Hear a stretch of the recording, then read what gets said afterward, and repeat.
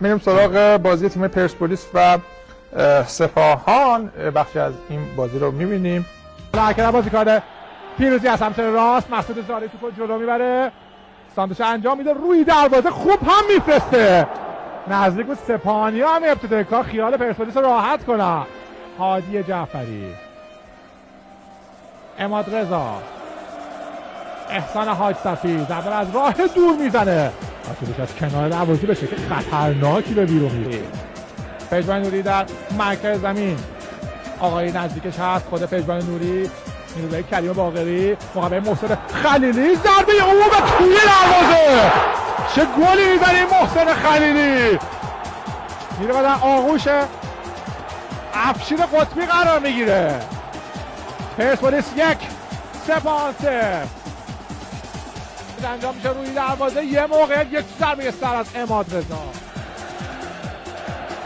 خلیلی توپ در اختیار داره، محسن خلیلی از کاظمی عبور میکنه، عباس آقایی یک توپ قشنگ، محسن خلیلی به تیر دروازه و توپ بعدی که بیرون میره. کاظمی در میانه میدان لباس خوب میندازه، مقطع بازیکن سپاهان در محوطه جریمه تک به تک با دروازه و گل مساوی.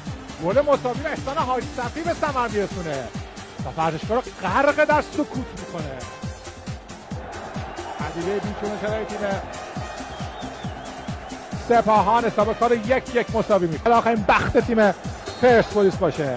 اوج حساسیت فرزاد آشوری زمش مدافع برخورد میکنه. حالا خلیلی موقع بازیکن پرسپولیس در دهانه دروازه و توی دروازه قرار میگیره.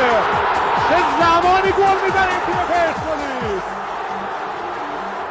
چه فوتبالی شده این بازی.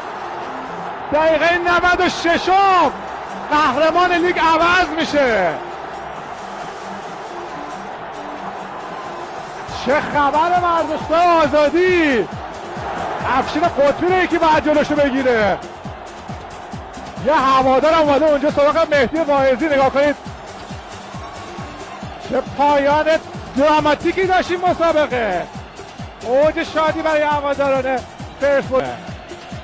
وسط پایان مسابقه قهرمانی پرسپولیس در رقابت لیگ برتر و تصاویر افشین قطبی و بقیه اگه ببینید واقعا در خودش جالبه.